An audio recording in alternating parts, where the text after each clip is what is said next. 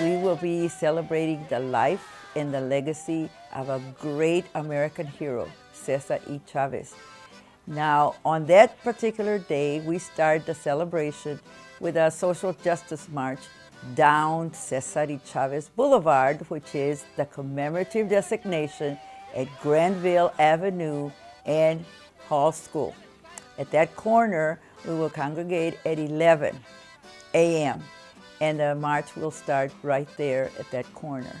After that, we will march down Cesar E. Chavez Boulevard to the church, which is called Roosevelt Park Community Church. At the church, we will have a special presentation by Potter School Christian School, and also Holy Name of Jesus Catholic School and the church. And together they will put a presentation so the students, parents, community, elected officials, and others can witness what we're celebrating. And that's the legacy and the life of a great American hero. And so we don't only fight to get a contract, but we got to go fight the school, the police department, the welfare department, the hospital, everywhere, you know, to try and get the justice back for the worker that he didn't have because he was poor, unorganized, and no political power. Peaceful people are hardworking.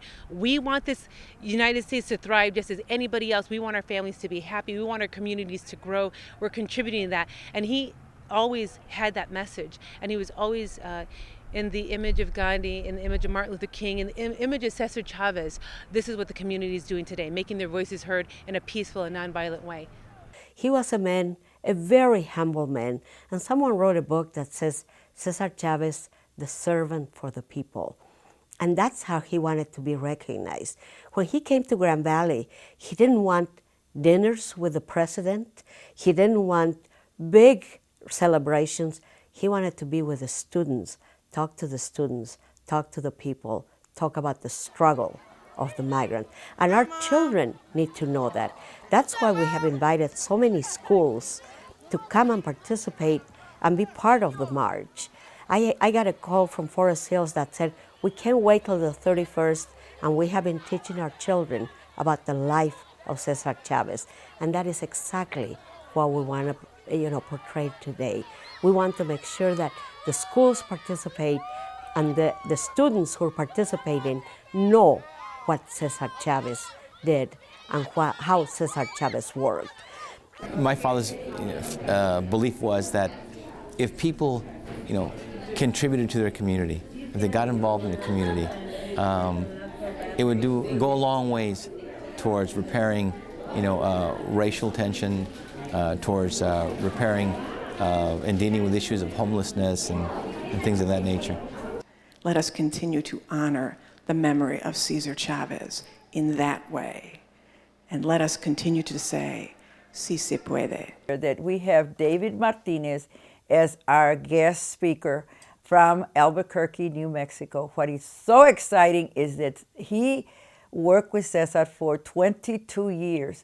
They will get to learn that he was an environmentalist because he did away with all the pesticides that were harming the children of the farm workers and the farm workers themselves.